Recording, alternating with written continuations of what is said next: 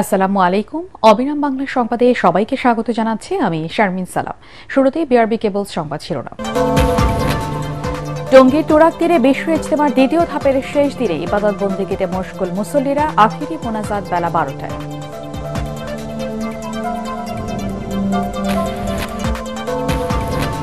চাঁদাবাজির অভিযোগে বৈষম্য বিরোধী ছাত্র আন্দোলনের 3 জনকে আটকের ঘটনায় উত্তরা পশ্চিম থানার এসআই প্রত্যাহার।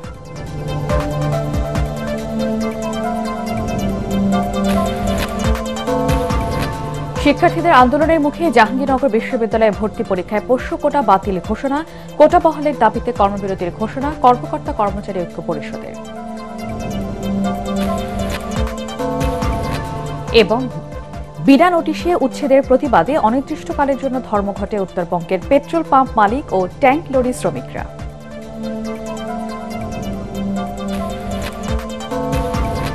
এবং হবিগঞ্জের সাতছড়ি জাতীয় উদ্যানের গভীর অরণ্যে দেখা মিলেছে বিলুপ্ত প্রজাতির 12 বন্য ভালুকের। বিশেষ সতর্কতা জারি। শুনছিলেন বিআরবি কেবলস সংবাদ শিরোনাম। এবারে বিস্তারিত। শুরায়ে নিজামী অর্থাৎ মাওলানা জুবায়েরপন্থী মুসল্লিদের বিশ্ব ইজতেমার দ্বিতীয় পর্ব আজ। জুবায়েরপন্থী মুসল্লিদের প্রধান মুরব্বী মাওলানা জুবায়ের এই মোনাজাত পরিচালনা করবেন দুপুর 12টায়। মোনাজাত শেষে মুসল্লিরা বেরিয়ে পড়বেন ইসলামের প্রচারে। এর আগে ফজরের নামাজের পর থেকে শুরু হয়েছে বয়ান। ভারতের বেঙ্গালুরু থেকে আসা তাবলিগ জামাতের শীর্ষ মুরব্বী ভাই ফারুক ফজরের নামাজের পর থেকে বয়ান শুরু করেছেন। 14 ফেব্রুয়ারি থেকে 16 ফেব্রুয়ারি দ্বিতীয় পর্বের ইজতেমা অনুষ্ঠিত হবে।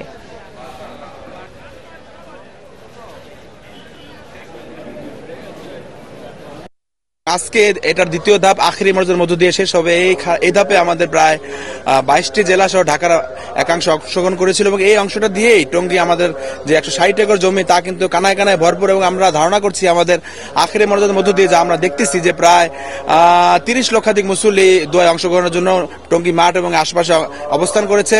আলহামদুলিল্লাহ আমাদের আজকেই আনুমানিক 12টার ভিতরে দোয়া হবে। দোয়া পরিচালনা করবেন আমাদের মাওলানা জুবায়ের সাহেব দামাত বরকতুহু। দর্শক, এই মুহূর্তে টঙ্গীর ইজতেমা ময়দানের তুরাগ নদীর প্রান্তে রয়েছেন সহকর্মী মিজান শাহজাহান। আমরা সরাসরি চলে যাচ্ছি তার কাছে। মিজান, মুসল্লিদের উপস্থিতি কেমন দেখছেন আমাদেরকে জানান।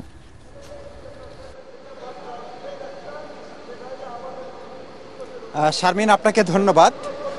আপনি জানেন যে আজকে মাওলানা জুবায়েরের অনুসারী যারা শুরায়ে নিজাম তাদের যে বিশ্ব ইজতেমা, সেই ইজতেমার আজকে দ্বিতীয় দফা অনুষ্ঠিত হচ্ছে এবং দুপুর 12টায় আখিরি মোনাজাতের মধ্য দিয়ে এই দফার ইজতেমার সমাপ্তি ঘটবে। ইজতেমায় অংশ নিতে এরই মধ্যে বিভিন্ন প্রান্ত থেকে যারা তাবলিগ জামাতের ভক্ত তারা এখানে আসতে শুরু করেছেন। আমরা দেখেছি যে মাঠের ময়দানে 3 দিন আগে থেকে যারা অবস্থান করছে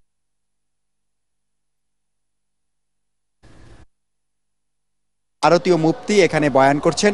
তিনি উর্দু ভাষায় বয়ান করছেন এবং একজন বাংলাদেশি সেটিকে বাংলায় অনুবাদ করে এখানে যারা মুসল্লিরা রয়েছেন বিশেষ করে বাঙালি তাদের জন্য সেটি বুঝাচ্ছেন। এখানে মূলত হেদায়েতের বয়ান করা হচ্ছে। আমরা ইজতেমার আয়োজকদের সঙ্গে কথা বলেছি, তারা যেটি বলছেন যে আজকে দুপুর 12টায় মোনাজাতের মধ্য দিয়ে তারা মুসলিম উম্মার শান্তি, তারা আল্লাহ যে ইসরায়েল বর্বরতা চালাচ্ছে সেই বর্বরতা যেন আল্লাহ তার কুদরতি ক্ষমতার মাধ্যমে বন্ধ করেন। এছাড়াও বিশ্বের অন্যান্য দেশে যেখানে মুসলমানরা নিপীড়িত হচ্ছে, নির্যাতিত হচ্ছে, সে সমস্ত নির্যাতন থেকে আল্লাহ যেন এই বিশ্বকে মুক্ত করেন, রক্ষা করেন, সেজন্য তারা প্রার্থনা করবেন। আমি আপনাকে শারমিন দেখানোর চেষ্টা করছি যে ইজতেমার আমি একটি দোতলা ভবনের উপরে দাঁড়িয়ে আছি। ইজতেমার যে ময়দানটি আপনি দেখতে পাচ্ছেন, এখানে উপর থেকে প্যান্ডেল দেখা যাচ্ছে। এই প্যান্ডেলের ভিতরেই কিন্তু জেলা ওয়ারি, উপজেলা ওয়ারি বিভিন্ন ভাগ রয়েছে। সেই ভাগে এখানে অবস্থান করে মুসল্লিরা এখানে তাবলিগ জামাতের গুরুত্বপূর্ণ বয়ান শুনছেন। এখন মূলত হেদায়েতের বয়ান করা হচ্ছে। এই হেদায়েতের বয়ানের মাধ্যমে এখানে মুফতি সাহেব যেটি বলার চেষ্টা করছেন তা হলো যে ইসলামের দাওয়াত দিতে হবে। শুধুমাত্র রাজনৈতিক কর্মকাণ্ড করেই মানুষকে টেনে আনা যাবে না, মানুষের ঘরে ঘরে যেতে হবে। বিশেষ করে যারা একেবারেই লেখাপড়া জানে না, ইসলাম সম্পর্কে একেবারেই অবগত নন, তাদেরকে কলেমার দাওয়াত দিতে হবে, নামাজ কিভাবে পড়তে হবে সেই সমস্ত বিষয় তাদেরকে শিক্ষা দিতে হবে। এই জন্যই মূলত মূলত তারা সারা বছর ব্যাপী যে তাবলিগ জামাতের যে কার্যক্রম চলে, অর্থাৎ 40 দিন ব্যাপী তাদের চিল্লা থাকে। এছাড়া 4 দিনের ইজতেমায় তারা জামাতে দেশের বিভিন্ন প্রান্তে একেবারে গ্রাম থেকে শুরু করে শহরে নানা মসজিদে তারা ঘুরে বেড়ান। সেখানে তারা মানুষদেরকে যা বুঝান তার একটা বার্ষিক সম্মেলন এই টঙ্গীর তুরাগ তীরে প্রতি বছর এই ইজতেমার মাধ্যমে হয়ে থাকে। এখানে মূলত যে শুধুমাত্র দেশি মেহমানরা অংশগ্রহণ করে এরকম নয়, Bharat, Pakistan, Indonesia, Malaysia, Saudi আরব সহ বিশ্বের বিভিন্ন মুসলিম দেশের এখানে অতিথিরা এখানে আসেন, মেহমানরা আসেন, তারা এখানে তাদের এই ইজতেমায় অংশ নেন। তারা এখানে একটা মিলন মেলা বলা যায় এবং এটিকে বলা হয়ে থাকে যে মুসলিম জাহানের দ্বিতীয় বৃহত্তম মিলন মেলা। হজের পরে এর চেয়ে বড় মিলন মেলা আর মুসলিম জাহানের কোথাও হয় না। তবে বর্তমানে মাওলানা জুবায়ের আহমেদ এবং মাওলানা সাদের মধ্যকার যে দ্বন্দ্ব আপনি জানেন, সেই কারণে ইজতেমা দুটি ভাগ হয়েছে। যারা মাওলানা জুবায়ের অনুসারী তারা এর আগে 3 দিনের ইজতেমা করেছেন 42 জেলা, আজকে বাকি 22 জেলার ইজতেমা হচ্ছে, যেটি দুপুর 12টায় আখেরি মোনাজাতের মধ্য দিয়ে শেষ হবে। এরপরে 14ই ফেব্রুয়ারি মাওলানা সাদের অনুসারীদের ইজতেমা শুরু হবে, যেটি 16ই ফেব্রুয়ারি আখেরি মোনাজাতের মধ্য দিয়ে শেষ হবে। শারমিন, এ হচ্ছে ইজতেমা ময়দান থেকে আমার কাছে সবশেষ খবর। মিজান, আপনাকে ধন্যবাদ। ইজতেমার ময়দানের আরেক প্রান্তে রয়েছেন আমাদের গাজীপুর প্রতিনিধি মাজহারুল ইসলাম মাসুম। তিনি জানাচ্ছেন সেখানকার সবশেষ পরিস্থিতি। বিশ্ব ইজতেমার দ্বিতীয় পর্বের আজ আখেরি মোনাজাতের মধ্য দিয়ে শেষ হয়ে যাবে শুরায়ে নিজামী, অর্থাৎ জুবায়েরপন্থী মুসল্লিদের দ্বিতীয় দফায় যে ইজতেমা তার আনুষ্ঠানিকতা। এবং আগামী 14, 15, 16 তারিখ অনুষ্ঠিত হবে মাওলানা সাদ গ্রুপের যে মুসল্লিরা রয়েছে তাদের তৃতীয় ধাপের বিশ্ব ইজতেমা, অর্থাৎ শুরায়ে নিজামী প্রথম এবং দ্বিতীয় ধাপে যারা অংশগ্রহণ করেছেন তারা আজকে বিকেলের মধ্যে মাঠ খালি করে দেবেন, এমনটি জানানো হয়েছে। প্রশাসনের পক্ষ থেকে বলা হয়েছে যে আজকে এই আখেরি মোনাজাতের পর ইজতেমা ময়দান খালি করে দিবেন এবং 7 দিন বিরতির পর পরবর্তীতে সাদপন্থী মুসল্লি যারা তারা এখানে বিশ্ব ইজতেমা করবেন। তবে সাদপন্থী মুসল্লি যারা তাদেরকে স্বরাষ্ট্র মন্ত্রণালয় থেকে একটি প্রজ্ঞাপনের মাধ্যমে শর্ত জুড়ে দেওয়া হয়েছে। এই শর্তের ভিত্তিতেই তারা এবার বিশ্ব ইজতেমা করতে পারবেন, এমনটি আমাদেরকে জানানো হয়েছে। রাজধানীর উত্তরায় চাঁদাবাজির অভিযোগে বৈষম্য বিরোধী ছাত্র আন্দোলনের 3 জনকে আটকের ঘটনায় উত্তরা পশ্চিম থানার এসআই আবু সাইদকে ক্লোজ করা হয়েছে। মঙ্গলবার রাতে উত্তরা বিভাগের অতিরিক্ত উপ পুলিশ কমিশনার আহমেদ আলী সাংবাদিকদের এই তথ্য নিশ্চিত করেন। জানান, ছাত্রদের সঙ্গে পুলিশের ভুল বোঝাবুঝি হয়েছিল, পরে দুই পক্ষ বসে তার সমাধান হয়েছে। এই ঘটনায় ওই থানার ওসি হাফিজুর রহমান ও এসআই আবু সাইদের বিরুদ্ধে ছাত্ররা লিখিত অভিযোগ দিলে তদন্ত করার কথা জানান তিনি। মঙ্গলবার বিকেলে উত্তরার গাউসুল আজম এভিনিউ সড়কে একটি বৈঠকের আয়োজন করে বৈষম্য বিরোধী ছাত্ররা। সেখান থেকে আকাশ, রবিন ও বাপ্পি নামের 3 ছাত্রকে আটক করে পুলিশ। এই খবর ছড়িয়ে পড়লে উত্তরা পশ্চিম থানার সামনে বিক্ষোভ মিছিল করে ছাত্ররা। এক পর্যায়ে বিশৃঙ্খল পরিস্থিতিও তৈরি হয়। সড়ক ও জনপদ বিভাগ বিনা নোটিশে বিভিন্ন পেট্রোল পাম্প উচ্ছেদ করায় বুধবার সকাল থেকে অনির্দিষ্টকালের জন্য উত্তরবঙ্গের সকল পেট্রোল পাম্প বন্ধ সহ তেল সরবরাহ বন্ধ করে দিয়েছে রাজশাহী বিভাগীয় মালিক ও শ্রমিক ঐক্য পরিষদ। মঙ্গলবার রাতে সিরাজগঞ্জের শাহজাদপুরে উত্তরবঙ্গ ট্যাঙ্ক লরি শ্রমিক ইউনিয়ন, রাজশাহী বিভাগীয় পেট্রোল পাম্প ও ডিলার মালিক সমিতি, বাঘাবাড়ি ঘাট পাম্প মালিক সমিতি ও উত্তরবঙ্গ ট্যাঙ্ক লরি সমবায় সমিতির নেতৃবৃন্দ বৈঠক করে পেট্রোল পাম্প বন্ধের ঘোষণা দেন। এ সময় মালিক সমিতি নেতারা বলেন, গত 29 জানুয়ারি সড়ক ও জনপদ বিভাগে কোনো নোটিশ ছাড়াই বেশ কয়েকটি পেট্রোল পাম্প পরিদর্শন করে অবৈধ ঘোষণা করে মাইকিং করে। বিষয়টি নিয়ে প্রশাসনের ঊর্ধ্বতন কর্মকর্তাদের সাথে আলোচনা করে ফয়সালা করলেও নতুন করে উচ্ছেদ অভিযান চালিয়ে কয়েকটি পেট্রোল পাম্প ভেঙে দেয়া হয়, অথচ সড়ক ও জনপদ বিভাগের কাছ থেকে বৈধভাবে লিজ নিয়ে ব্যবসা করে আসছে সবাই। এর প্রতিবাদে অনির্দিষ্টকালের জন্য উত্তরাঞ্চলের তেল উত্তোলন ও বিপণন বন্ধ করা হয়েছে। শিক্ষার্থীদের আন্দোলনের মুখে জাহাঙ্গীরনগর বিশ্ববিদ্যালয়ে ভর্তি পরীক্ষায় পোষ্য কোটা বাতিল ঘোষণা করেছেন বিশ্ববিদ্যালয়ের উপাচার্য অধ্যাপক ড মোহাম্মদ কামরুল আহসান। কেন্দ্রীয় ভর্তি পরীক্ষা কমিটির সাথে দীর্ঘ বৈঠক শেষে গভীর রাতে পোষ্য কোটা সম্পূর্ণভাবে বাতিল করার সিদ্ধান্তের কথা বলে জানান তিনি। এর আগে মঙ্গলবার দুপুর 2টায় শিক্ষার্থীরা বিক্ষোভ মিছিল নিয়ে প্রশাসনিক ভবনে এসে সেখানে তালা ঝুলিয়ে দেন। এতে অবরুদ্ধ হয়ে পড়েন বিশ্ববিদ্যালয় প্রশাসনের কর্মকর্তা কর্মচারীরা। পরে শিক্ষার্থীরা সেখানে অবস্থান নিয়ে পোষ্য কোটা বাতিলের দাবিতে স্লোগান দিতে থাকে। দাবির মুখে তা বাতিল করে বিশ্ববিদ্যালয় প্রশাসন। অন্যদিকে পোষ্য কোটা বহালের দাবিতে আজ বুধবার লাগাতার কর্মবিরতির ঘোষণা দিয়েছে কর্মকর্তা কর্মচারী ঐক্য পরিষদ। হবিগঞ্জের সাতছড়ি জাতীয় উদ্যানের গভীর অরণ্যে এবার দেখা মিলেছে বিলুপ্ত প্রজাতির বন্য ভালুকের। সম্প্রতি এক ফটোগ্রাফারের ক্যামেরায় ধরা পড়ে প্রাণীটি। বন সংরক্ষকরা জানান, ছোট বড় মিলিয়ে প্রায় 10-12টি ভালুক রয়েছে এই উদ্যানে।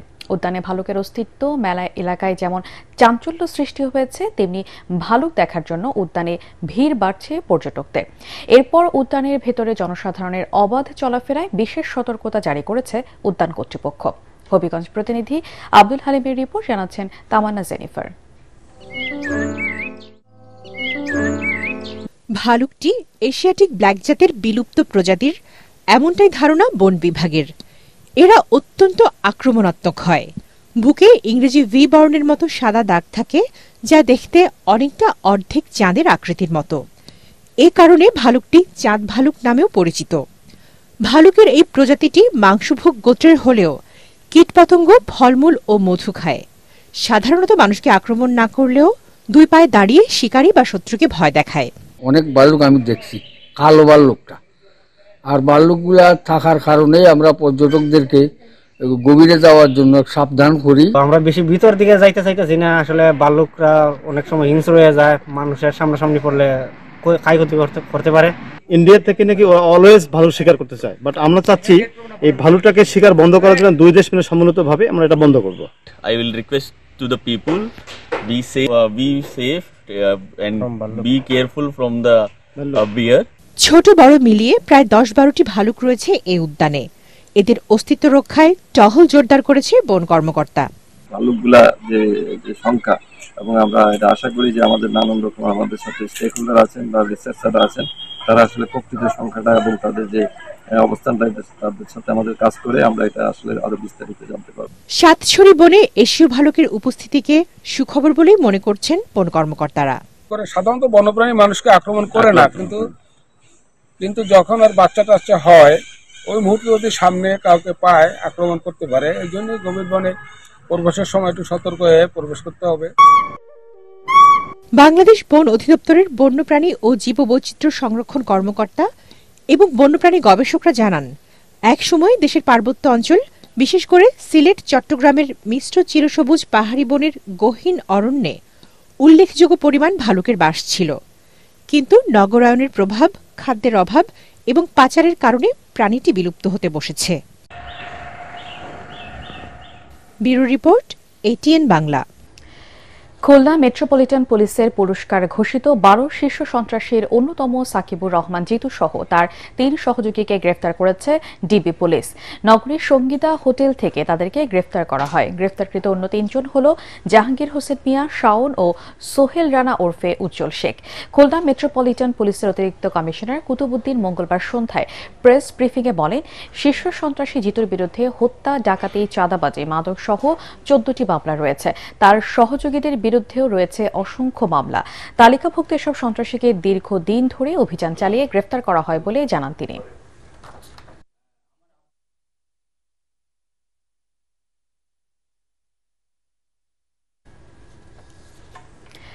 একতার শক্তিকে নতুন করে দেশের মানুষের সামনে তুলে ধরলেন গ্রাম বাংলার তরুণরা। মানুষের দীর্ঘদিনের ভোগান্তি লাঘবে 2 গ্রামের যুবকরা মিলে তৈরি করেছে কাঠের সেতু। স্বপ্নের সেতু পেয়ে খুশি ভালুকার চুলুমার খালের 2 পাড়ের প্রায় 10 গ্রামের মানুষ। ময়মনসিংহের ভালুকা থেকে প্রতিনিধি আনোয়ার হোসেন তরফদারের রিপোর্ট, জানাচ্ছেন আসিফুর রহমান সাগর। ময়মনসিংহের ভালুকা সদর ইউনিয়ন ও রাজৈ ইউনিয়নের চুল্লার খাল পাড়ের প্রায় 10 গ্রামের মানুষের এপার থেকে ওপারে পারাপারের জন্য ছিল না কোনো সেতু।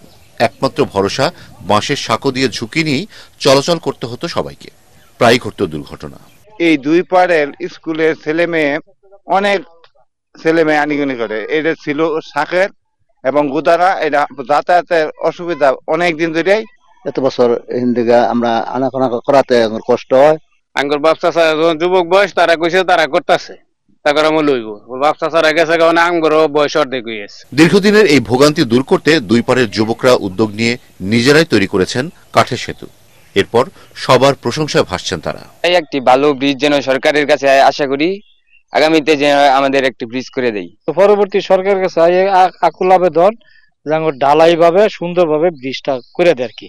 তরুণীর কাঠের ব্রিজ নির্মাণের পর নড়েচড়ে বসেছে উপজেলা এলজিইডি অফিস। তারা জানায় ব্রিজ নির্মাণের অনুমোদনের জন্য পাঠানো হয়েছে, অর্থ বরাদ্দ পেলেই শুরু হবে কাজ।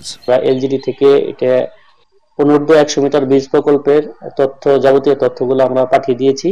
অনুমোদন এবং অর্থপ্রাপ্তি সাপেক্ষে আমরা বাস্তবায়ন করব। সমস্যার স্থায়ী সমাধানে দ্রুত কংক্রিটের ব্রিজ নির্মাণের দাবি জানিয়েছেন এলাকাবাসী। Bureau report, ATN Bangla. সাভারের আশুলিয়ায় ঝুট ব্যবসার নিয়ন্ত্রণ নিয়ে দুই গ্রুপের মধ্যে ধাওয়া পাল্টা ধাওয়া এবং গুলি ছোড়ার ঘটনায় 6 জনকে আটক করেছে পুলিশ।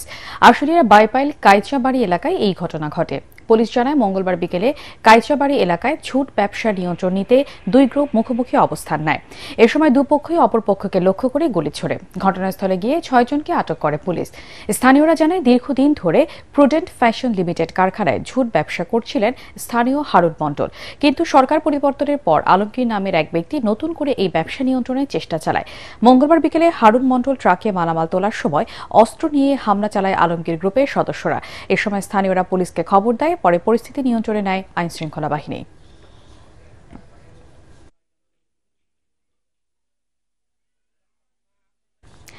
ঘন কুয়াশার কারণে 5 ঘণ্টা বন্ধ থাকার পর সকাল 8টা থেকে পাটুরিয়া দৌলতদিয়া এবং আরিচা কাজিরহাট নৌরুটে ফেরি চলাচল শুরু হয়েছে।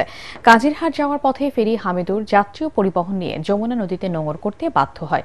ঘন কুয়াশায় পথ দেখতে না পেয়ে সম্ভাব্য দুর্ঘটনার আশঙ্কায় ফেরি চলাচল সাময়িক বন্ধ করে দেয় স্থানীয় বিআইডব্লিউটিসি। এতে চরম ভোগান্তিতে পড়েন যাত্রীরা। এবারে আন্তর্জাতিক সংবাদ।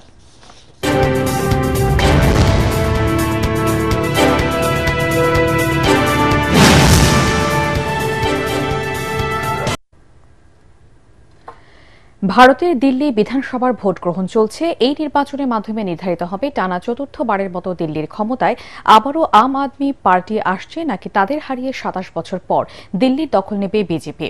আজ 58টি অসংরক্ষিত এবং 12টি সংরক্ষিত বিধানসভা আসনে 699 জন প্রার্থীর ভাগ্য নির্ধারণ করবে 1,56,00,000 ভোটার। 70 আসন বিশিষ্ট বিধানসভার ভোট হবে একই দিনেই। নির্বাচন কমিশন জানিয়েছে মোট 13,766টি বুথে হবে ভোট গ্রহণ। তবে ফলাফলের জন্য অপেক্ষা করতে হবে 8 ফেব্রুয়ারি শনিবার পর্যন্ত। এবারে পার্টেক্স খেলার খবর।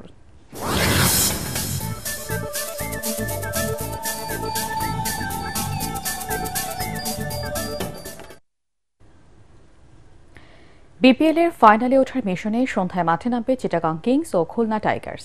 পয়েন্ট টেবিলে দ্বিতীয় স্থানে থেকে প্লে অফে জায়গা করে নেয় চিটাগং। এরপর কোয়ালিফায়ারে ফরচুন বরিশালের বিপক্ষে 9 উইকেটে হেরে শিরোপা নির্ধারণী ম্যাচে জায়গা করে নেওয়ার সুযোগ হারায় চিটাগং কিংস।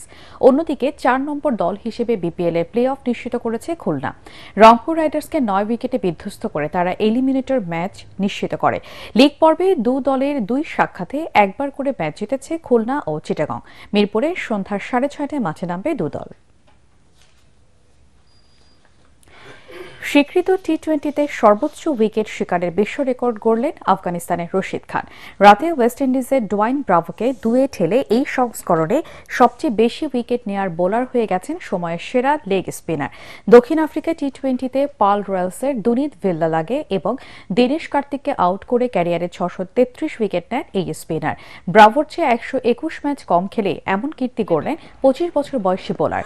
ব্রাভো 582 ব্যাটে নিয়েছিলেন 631 উইকেট। শেষ করার আগে বিআরপি কেবলস সংবাদ শিরোনাম আরেকবার। টঙ্গীর তুরাগ তীরে বিশ্ব ইজতেমার দ্বিতীয় ধাপের শেষ দিনে ইবাদত বন্দেগীতে মশগুল মুসল্লিরা। আখিরি মোনাজাত বেলা 12টায়।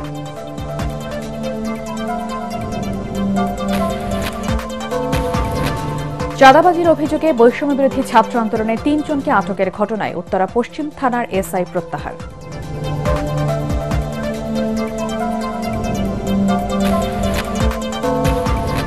শিক্ষার্থীদের আন্দোলনের মুখে জাহাঙ্গীরনগর বিশ্ববিদ্যালয়ে ভর্তি পরীক্ষায় পোষ্য কোটা বাতিল ঘোষণা। কোটা বহালের দাবিতে কর্মবিরতির ঘোষণা কর্মকর্তা কর্মচারী ঐক্য পরিষদের। এবং বিনা নোটিশে উচ্ছেদের প্রতিবাদে অনির্দিষ্টকালের জন্য ধর্মঘটে উত্তরবঙ্গের পেট্রোল পাম্প মালিক ও ট্যাঙ্ক লরি শ্রমিকরা।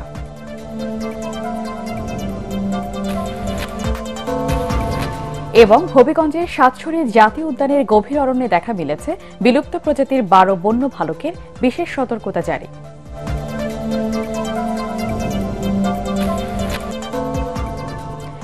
পরবর্তী সংবাদ দেখার আমন্ত্রণ জানিয়ে এখনকার মতো শেষ করছি। ATN বাংলার সংবাদ ইউটিউবে দেখতে ব্রাউজ করুন youtube/ATN Bangla News।